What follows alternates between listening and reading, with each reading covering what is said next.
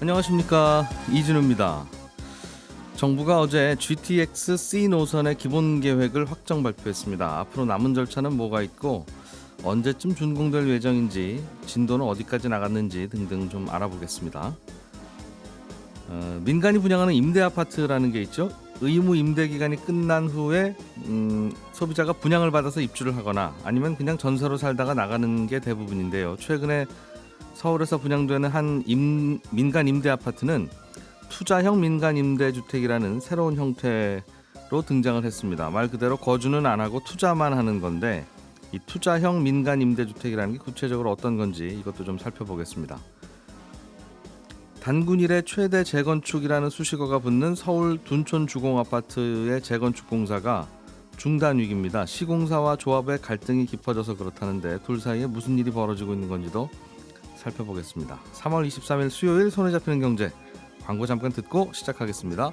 네, 경제 뉴스들 중에 중요한 것들 중에 좀 이해가 안 가는 것들을 주로 골라서 정리를 해드리는 두 분이죠. 박세훈 작가, 김현우 소장 두 분과 함께 경제 뉴스들 정리해 보겠습니다. 어서 오십시오. 네, 안녕하세요. 자, 정부가 어제 GTX-C 노선의 기본 계획을 확정했다는 뉴스가 나왔어요. 네. 일단은 이 C 노선은 어디서부터 어디까지 가는 겁니까? 시계로 비유를 하면 대략 8시 방향에서 2시 방향. 8시에서 2시. 예. 동에서 서에서 예. 동을 예. 가로지르는 노선입니다. 인천 송도에서 경기도 남양주 마석까지 연결이 되는 건데요. 중간에 용산, 서울역, 청량리 등을 거치게 됩니다. 예. 참고로 A 노선은 11시에서 5시 방향. 5시에서 11시 방향. 네. 예. C 노선은 12시에서 6시 방향. 이렇게 되어 있습니다. 좀 전에 C가 8시에서 B, 2시라면서요. B, B. B가 네네. 12시에서 6시 방향. 네. 알겠습니다. 예. 잠시만. 죄송합니다. 어제 GTX가 발표한 게 B 노선이에요. 기본 계획이 발표된 게. 어제 발표된 게 B. B입니다. B. 예. 네. B는 말씀하신 대로 8시에서 2시 방향. 네. 대각선 한쪽. 네. 나머지 대각선 하나가 A. 네, 그렇습니다. 아래 위를 관통하는 게 C. 네. 어제 발표된 건 B. 네, 그렇습니다. 알겠습니다. 그럼 진도가 기본 계획을 확정했다는 건 이제 스케치 시작했다는 겁니까? 아니면 어느 정도 진도 나갔다는 겁니까? 거의 초창기 단계입니다. 일단 GTX 사업을 비롯해서 국가 철도 건설 사업이 어떻게 진행이 되냐면요. 네. 어디서부터 어디까지를 연결할지 노선을 일단 정합니다. 그럼 그 노선이 사업성이 있는지 없는지 예비 타당성 조사라는 걸 합니다. 네. 여기서 어느 정도 사업성이 있다고 판단이 되면 그 노선을 정부 돈으로 만들지 아니면 민간 돈으로 만들지, 그것도 아니면 정부랑 민간이랑 같이 만들지를 정하고, 정부랑 민간이랑 같이 짓는다고 하면 또 어디서부터 어디까지를 정부 돈으로 하고 또 어디는 민간 돈으로 할지 이걸 또 다시 정합니다. 그 다음으로 정부가 맡은 지역의 비용이 얼마나 될지를 확정하게 되는데, 예. 이 단계가 바로 어제 정부가 발표한 기본계획 확정입니다. 누구 돈으로 할지, 민간이 얼마나 들어올지가 결정됐다는 거예요? 그렇습니다. 그리고 정부 돈을 얼마를 쓸지를 확정한 겁니다. 그럼 이제 그 돈 쓰기만 하면 되니까 다 결정된 거네요. 아닙니다. 좀 더 말씀드려 볼게요. 예. B노선인 경우에는 용산에서 서울역, 청량리를 거쳐서 상봉까지 4개 역을 정부 돈으로 하기로 했고, 네. 송도에서 용산까지 가는 구간, 그리고 상봉에서 마석까지 가는 구간을 민간이 하기로 했는데, 양쪽에 그 변두리 지역은 민간이 하고, 그렇습니다. 중간에 있는 가운데 거는 그 정부입니다. 서울 몸통을 지나는 거는 서울이 한다는 거죠. 그렇습니다. 정부가 한다는 거죠. 네. 정부에서 추진하는 구간에 들어가는 비용을 2조 원으로 확정을 했다. 이게 어제까지 나온 내용입니다. 그래도 가운데 토막을 이용하는 분들은 많을 테니까 네. 그건 정부 돈으로 해도 된다는 이른바 예비 타당성 네, 조사 등등에서 뭔가 설명이 되니까 하는 걸 텐데, 그렇습니다. 머리와 꼬리 부분은 민간이 하도록 하겠다. 그렇습니다. 정부 돈으로 하기에는 수지가 안 맞는다는 거죠. 처음에는 민간이 하기로 했었는데 민간이 다 하려고 했더니 수지 타산이 안 맞는다고 나온 겁니다. 그래서 안 하겠다고 나오는 바람에 민간이 검토를 해보고, 네. 네. 그래서 그럼 중간 부분은 저희가 정부 돈으로 하겠습니다. 나머지 부분이 민간이 좀 들어와서 하시면 그래도 좀 사업성이 나오지 않겠습니까? 라고 된 겁니다. 가운데 토막을 정부가 하는 게 민간 도와주는 건가요? 그 잘 모르겠네요, 그게. 멀리서 멀리까지 가면 요금이 더 나와서 그런 건지. 그런가요? 네, 어쨌든 그럴 수 있고요. 어쨌든 가운데는 정부가 해주는 거고, 양쪽 머리와 꼬리는 민간이 하는 쪽으로 결정이 됐는데, 그렇습니다. 남은 절차는 뭡니까? 갈 길이 아주 멉니다. 철도 노선 깔고 역지을 이제 건설사들을 선정을 해야 됩니다. 정부도 네. 선정을 해야 되고요. 네. 민간은 이제 컨소시엄이라고 건설사랑 금융사랑 같이 합쳐서 들어와야 되는데, 국토부 계획으로는 올해 안에 이 공사 맡을 곳을 정하겠다는 건데, 이거 정하는 것도 만만치가 않거든요. 시간이 꽤 걸립니다. 그리고 공사 맡을 곳이 정해지더라도 거기랑 실무 협상을 또 해야 되고요. 어느 정도로 어느 가격에 할 건지 협상을 해야 되고 협상을 끝나면 그 협상 끝난 거를 또 실무 계획이라는 걸 작성을 해가지고 네. 국토부가 또 심사를 합니다. 그래서 그 그거야 뭐, 단계까지가 예. 다 끝나면 네. 이제 착공에 들어가는 건데 국토부 계획으로는 어제 통화해 보니까 최대한 이걸 좀 빨리 해서 2024년에는 착공이 가능하게끔 하겠다라는 겁니다. 근데 보통 GTX 공사가요 기간을 네. 한 6년 정도 잡거든요. 예. 그러니까 한 2030년쯤 준공이 되는 겁니다. 물론 지금 말씀드린 거는 국토부의 계획대로 순조롭게 진행이 됐을 때 가능한 거고요. 변수가 뭐가 있을 수 있어요? 예를 들면 지금 몇몇 지자체에서 우리 동네에도 B 노선 들어올 수 있게 노선 연장해달라는 요구를 하고 있고요. 정부에다가. 네. B 노선이 지나는 지역인 경우에는 우리 동네에도 GTX 서게 해달라고 요구를 계속 할 겁니다. 아, 정차역 만들자. 예, 이미 진행됐던 A도 그랬고 C도 그랬으니까요. 음. 그럼 이거 조정하는데 시간이 꽤 갑니다. 그리고 공사하다가 예를 들면 뭐 문화재라도 나오게 되면 공사 구간에 그럼 그것도 다시 뭐 이전을 하네 마네 이거 결정하는 거 갖고 또 시간이 걸립니다. 예. 그나마 정부가 진행하는 그 중심지 있죠 4개 구역. 예. 거기는 좀 이런저런 심사하는 게 민간에서 하는 것보다는 좀 쉽고 정부가 진행을 하니까 간단해서 예정대로 지어질 수도 있지만 문제는 민간이 건설하는 구간이 늦어지게 되면 GTX 노선은 일단 정부가 건설한 구간만 먼저 운영이 될 텐데 예. 그럼 GTX의 존재 의의랄까요? 의미가 많이 퇴색이 됩니다. 예. 왜냐하면 이 계획은 지금 서울에서 송도에서 서울역까지 한 90분 정도가 지금 걸리는데 지금은 GTX-B가 들어오면 30분이면 된다라는 게 추진 의의거든요. 예. 근데 이거 민주에서 추진하는 게 안 되면 가운데 토막만 이제 왔다 갔다 하면 아무 의미 없다. 그렇습니다. 외곽에서 들어오고 나가고 하는 게 용도인데. 그렇습니다. 그렇군요. 진도가 이게 생각보다 잘 안 나아가네요. 그러니까 빨리빨리 지어질 걸로 기대를 많이 해서 그런 것인지. 네. 2030년도 뭐 기다리면 오긴 오겠습니다만. 왜 기본적으로 이게 잘 진행이 안 되는 겁니까? 일단은 지금 상황 잠깐 말씀드려 볼게요. 네. GTX-A 같은 경우는요. 네. 19년에 착공 들어갔고 24년에 이제 준공이 될 예정이에요. 예. 이건 예정입니다. C 같은 경우는 작년에 이제 시공사가 선정이 됐어요. 근데 이제 시공사가 선정이 됐고 아까 말씀드렸던 뭐 실시 협상하고 뭐 협약 체결하고 이것도 아직 안 됐습니다. 예. 내년이나 돼야 이제 체결이 될 것 같고 뭐 추가역 따로 지정하는 문제들도 있고 해서 한 29년쯤 돼야 준공이 되는 걸로 일단 예정이 돼 있거든요. 이미 앞서 나간 것들도. 예, 예. 근데 B 노선은 이제 준비 단계라고 말씀을 드렸잖아요. 조금 더 늦겠군요. B 노선이 처음에 정해졌을 때는 인천에서 청량리까지만 가는 거였는데 네. 2014년에 예비 타당성 조사를 했더니 비용 대비 편익 분석이라는 걸 해서 1이 안 나왔습니다. 1이 나와야 경제성이 있다라고 판단하는데 손님들이 생각보다 없을 거다. 당시에 0.33 나왔습니다. 사업성 거의 없다라고 본 거죠. 그래서 이 노선을 연장하기로 했거든요. 남양주 네. 마석까지 가는 걸로 연장을 했는데 그럼 마석 손님들이 타고 들어오실 테니까. 그때 이제 남양주에 신도시가 들어서니까 예. 거기까지 연결을 하면 신도시 있는 사람들이 좀 타지 않겠느냐라는 네. 게 있었고 2017년에 다시 예비 타당성 조사를 해서 그때서야 1이 넘은 겁니다. 아, 신도시가 들어온다는 가정하에 네. 그럼 거기서는 수요가 있을 것이다. 그렇습니다. 그리고 2017년부터 지금까지 이걸 민자로 하느냐 아니면 정부 돈으로 하느냐 아니면 둘이 같이 하느냐 요거 합의하느라 또 시간 꽤 걸린 거고요. 민자로 한다면 민자 할 분들은 정해져 있는 겁니까? 내가 아닙니다. 돈은 내겠다. 아닙니다. 다시 협상해야 됩니다. 돈 낼 분이 아직 정해지지 않았어요? 네. 그게 큰 건데 그건. 네. 알겠습니다. 그게 뭐 잘 타산이 안 나오니까 네. 민자에서는 조건을 붙일 거고 이익이 네. 남도록. 네. 그럼 결국은 손님이 많아야 되는데 손님은 기본적으로 많지 않을 수도 있고. 그렇습니다. 그렇다고 요금을 많이 받으면 손님이 더 떨어지니까 그것도 문제고. 네. 그럼 정부가 보조금을 넣어줘야 계속 그게 왔다 갔다 운영이 되는데. 그렇죠. 얼마를 넣을지도 결정하는 게 쉽지가 않고. 알겠습니다. 일단 그런 상황. 네. 김현우 소장님. 네. 민간 임대 아파트라고 하면 건설 회사가 짓는 걸 민간 임대 아파트라고 하죠. 그냥 일반 집주인들이 전셋집이에요, 월세집이에요 하는 것도 민간 임대이긴 한데. 네, 이거는 민간 건설 임대. 네. 민간에서 건설해가지고 공급하는 아파트 임대집. 한 동이 다 건설 회사 거고 일단. 예, 그렇습니다. 거기 그 아파트 한 동이 다 같은 집주인인. 예, 맞습니다. 건설사인. 예.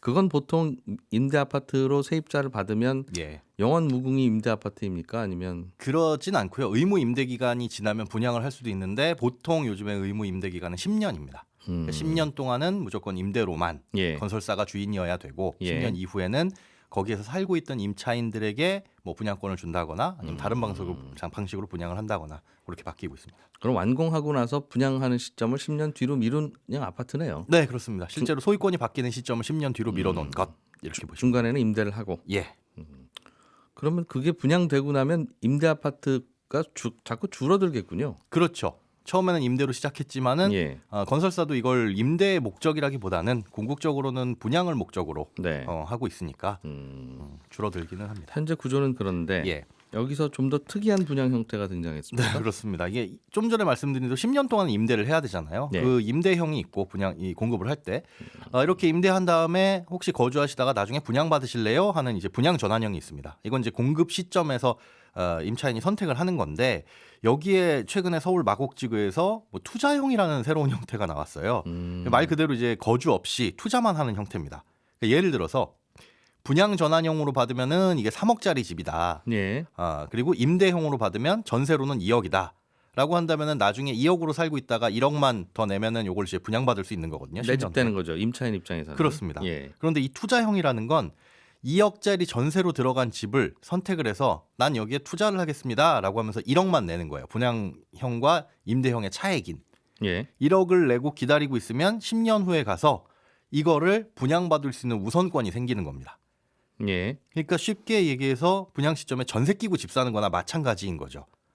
아파트가 공급이 되는데 네. 일단은 10년 동안은 전세로 누군가가 들어오고 그 갭인 1억을 내가 집어넣게 되면 나중에 가서 이 집을 획득할 수 있는 우선 분양권을 주겠다.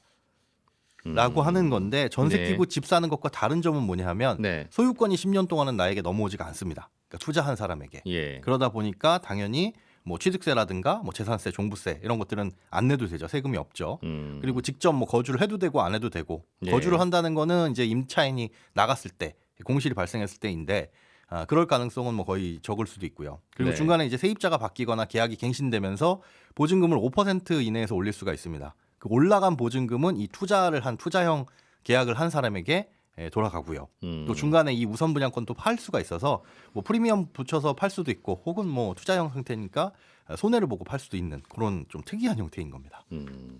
지금은 민간 임대 아파트라고 하면 예. 일단은 건설 회사가 땅을 사서 네, 자기 돈으로 아파트를 짓고, 짓고. 물론 그 과정에서 돈이 이렇게 많이 들어가는데요라고 하면 정부가 국민주택기금을 빌려주고 예. 저리에 그렇습니다. 그래서 갖고 있다가 분양하는데 분양을 그냥 하지 말고 네. 그러면 그냥 건설업자지 그렇죠. 그러지 말고 10년간은 기준에 맞는 분들에게 임대를 해라. 전세로 하든 월세로 하든 그리고 난 다음에 10년 후에 분양을 하세요. 조금 낡은 아파트가 됐지만 맞습니다. 그렇게 하는 구조인데 네, 그 10년간은 그러면 그 아파트를 지은 건설회사가 집주인인데 맞습니다. 그 10년간의 집주인도 건설회사는 안 하겠습니다. 사실상 소유권 이전 등기만 안 넘기고 그 10년간에는 하기 싫다는 거죠. 돈을 받고. 누가 10년 후에 누가 분양받을지 모르지만 그렇죠. 먼저 와서 제발 분양 좀 받아가세요. 맞습니다. 먼저 분양을 해드리겠습니다. 가격 네. 정해놓고. 딱지 붙여 놓으세요라고 네. 하는 거죠. 그러나 본인이 들어와서 직접 안 사셔도 됩니다. 어차피 맞습니다. 세입자 사실 거니까. 예, 그런 구조라는 거네요. 그런 구조입니다. 임대주택 건설해서 하는 회사는 왜 이런 선택을 하죠?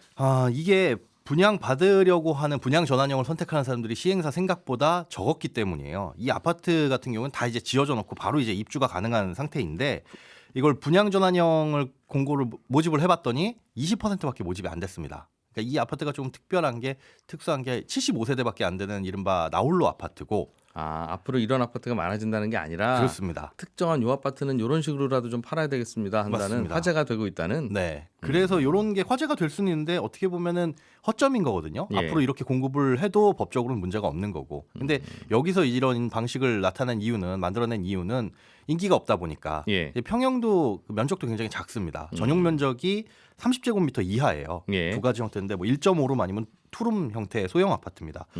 그리고 뭐 말씀하신 대로 당장에 이제 주택을 취득하는 게 아니라 10년 후에 취득할지 말지가 결정이 되는 거다 보니까 이걸 계약한 비율이 20%밖에 안 돼요. 그러다 지역이 보니 어디 있는 아파트? 서울 마곡지구입니다. 마곡지구에. 예. 이 궁여지책으로 만들어낸 분양 방식인데 이게 마냥 계약자한테 또 좋은 방식은 아니에요. 일단 투자형을 선택한 계약자도 리스크가 굉장히 큰 게 예. 주택을 취득한 게 아니니까 관련 주택 대출은 전혀 안 됩니다. 당연히. 전세 끼고 살 때랑 똑같네요. 맞습니다. 네. 그런데 신용대출이나 뭐 현금이 있어야 된다는 거죠. 그리고 그렇게 현금을 집어넣게 되면 중간에 이제 계약서상 공실이 발생할 수도 있잖아요. 임차인이 예. 나가게 되면 예. 그때 공실이 발생할 경우에 관리비는 이 투자형을 선택하는 사람이 다 부담을 해야 되고 본인이 사실상 집주인이니까. 예, 사실상 집주인이니까. 그다음에 세입자도 직접 구해야 될 의무가 있습니다. 예. 또 만약에 중간에 계약을 파기할 경우에는 이 투자금 전액을 돌려받지 못하게 되고요. 무엇보다 이게 시행사가 부도가 나게 되면 임대용으로 들어간 사람들, 즉 보증금을 이 건설사에 맡겨놓은 사람들은 허그에서 보증보험을 통해서 다 보증을 해줍니다. 예. 그런데 이 투자형의 경우에는 그런 장치가 전혀 없어요. 그러다 보니까 뭐 소규모 건설사나 문제가 있어 보이는 곳에서 만약에 문제가 생기면 이 우산 분양권에는 아무런 권리가 없기 때문에 나중에 이 소송밖에는 답이 없는 상태가 돼버린 거죠. 투자하는 분들도 일정하게 리스크가 있다. 예, 그렇습니다. 그렇군요. 알겠습니다. 이게 사실상 친구 보고 집 사라고 하고 10년 후에 내가 정해진 가격으로 다시 되살게. 내가 지금 내 이름으로 살 수가 없어, 친구야. 예, 하는 셈에 투자를 하라는 거군요. 그렇습니다. 그 대신 중간에 친구가 떠안는 리스크는 내가 다 떠안을게. 그렇죠. 공실이 되면 관리비 내가 낼 것이고. 네. 근데 서로 믿자 이러고 시작을 하는 겁니다. 그런데 이제 나중에 문제가 되면 네. 알겠습니다. 이게 법적으로는 문제는 없습니까? 문제가 없다고 지금 보고 있어요. 일단 민간 임대 사업자의 의무는 의무 임대 기간 동안 소유권을 이전하면 안 됩니다. 네. 임의로 양도하면 안 되는데 그 양도 기준이 소유권 이전 등기예요. 근데 당연히 10년 동안 소유권 이전 등기는 발생하지 않기 때문에 네. 임의로 양도한 거 아니고요. 그리고 최초 공급 시점에서 분양 전환을 할 수 있는 선택권도 임차인한테 한번 줬고, 그리고 임차인이 10년 동안 거주할 수 있는 거에 대해서 뭐 문제도 안 생기고 뭐 보증금에 대한 문제도 없기 때문에 법상 문제는 없는데 네. 우려되는 거는 이제 그렇게 투자하는 사람들이 제대로 모르고 들어갔거나 중간에 프리미엄을 받고 여기에 들어가신 분들 같은 경우에는 특히나 이 리스크를 모르고 중간에 살 수도 있는 거잖아요. 예. 10년 동안 또 무슨 일이 생길지 모르는 거고, 그리고 또 한편으로는 여기에 이제 투자형이라고는 하지만 이 투자 과정에서 아무런 세금도 없고요. 또 예. 각종 규제에도 뭐 전혀 상관이 없어서 현금만 있으면 들어갈 수 있는 거라 이 우선 분양권의 프리미엄만 노리는 투기성 거래를 현재의 이 법상으로는 전혀 막을 수 없다는 문제도 생길 수가 있습니다. 이거는 초초에 들어갈 때 그냥 10년 살다 나오실 건지 네, 10년 후에 분양을 받으실 건지를 결정을 하고 들어가는 구조인가 보군요. 그렇습니다. 처음에 공급 시 들어가는 이 임차인이 맞습니다. 살다가 10년쯤 지나서 나 그냥 분양 전화를 받을랍니다. 우선권이 없습니다. 그거는 안 된다. 네. 그 우선권은 이제 다른 곳에 넘어가겠는데 그 우선권을 이 투자형에게 준다라는 거죠. 그렇군요. 지금은 인기가 없는데 네, 10년까지 계속 갖고 가자니 건설회사도 불안한 그렇습니다. 그런 거라서 그래서 돈은 미리 받아놓고 싶고. 이게 사실 해프닝일 수도 있고 화제일 수도 있으나 예. 아주 사실은 본질을 건드린 것인데 네. 기본적으로 그럼 투자하는 사람은 바보라서 이 아파트 투자하냐? 여기 들어가는 분들은 안 하겠다. 난 이거 분양 안 받을 거다. 네. 잠깐 살다 나올 거다. 예. 가치 없을 것 같다라고 보는 이 아파트를 네. 누군가는 가치 있을 거라고 보고 거주도 안 할 거면서 투자형으로 갖겠다는 거잖아요. 맞습니다. 리스크가 있음에도 불구하고. 이분들 덕분에 사실은 이 아파트 계속 유지되는 거 아니겠습니까? 그렇죠. 앞으로 공급될 민간 임대 아파트도 이런 방법도 있네. 이런 식으로 사겠다는 사람이 없으면 이제 앞으로는 민간 임대 아파트가 잘 안 지어질 거 아니겠어요? 불안하니까. 그렇죠. 공급이 외곽에는. 네. 그래서 집이 여러 채 있는 사람들이 가끔 욕도 먹는데 집값을 올리는 문제도 있고 하니까 가끔씩은 이렇게 수요가 없는 지역에도 투자하는 개념으로 집어넣고 그러니까 또 거기 아파트가 지어지고 네. 그렇지 않으면 안 지어지는 그런 문제가 있는 것 같아요. 박 작가님, 네. 둔촌주공 아파트를 재건축하는 그 아파트 네. 이름은 아직은 뭐라고 잘 몰라서 네. 그냥 둔촌주공이라고 우리가 부르는 네. 단군. 예, 지어지다가 갑자기 공사가 멈췄어요? 그렇습니다. 재건축 조합이 시공사 상대로 소송을 제기했는데 예. 쟁점은 재건축 공사비 증액 문제입니다. 증액 비용이 많고 적고의 문제라기보다는 다른 게 쟁점인데 둔촌주공은 재건축 조합이 최근에 바뀌었거든요.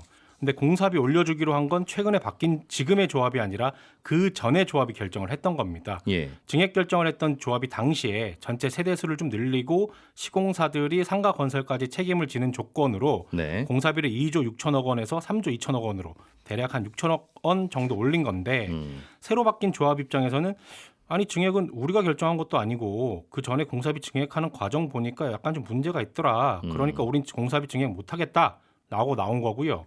재건축 시행하는 쪽에서는 아니 무슨 소리냐. 당시에 문제없이 원만하게 다 진행이 됐던 거다. 그리고 지금 공사가 한창 진행이 돼서 50% 가까이 지었는데 지금 와서 이러면 어떻게 한다는 거냐. 공사비 증액 안 해주면 우린 그럼 공사 못한다. 원래 계획대로 증액을 해줘라. 라고 부딪힌 겁니다. 그래서 이 문제로 1년 가까이 갈등 중이었는데 어제 조합 측에서 이 문제를 법원으로 가져가기로 했어요.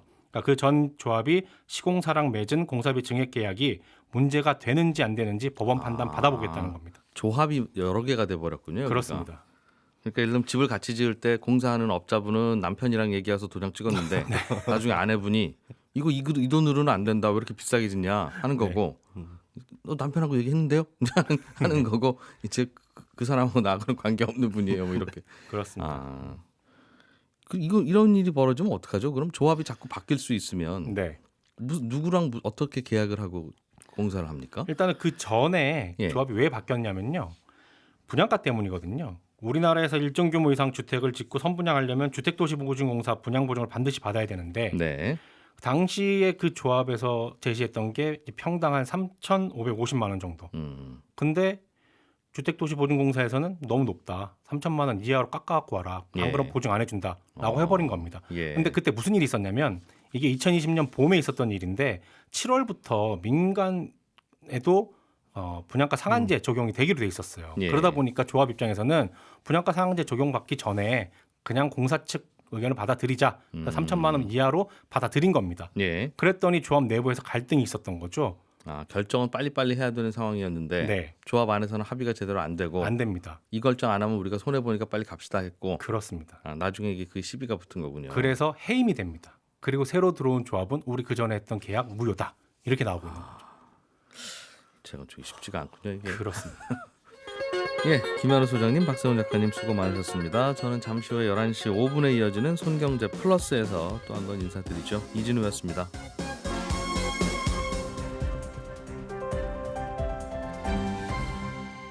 경제를 생각하는 사람들의 즐거운 습관. 이진우의 손에 잡히는 경제.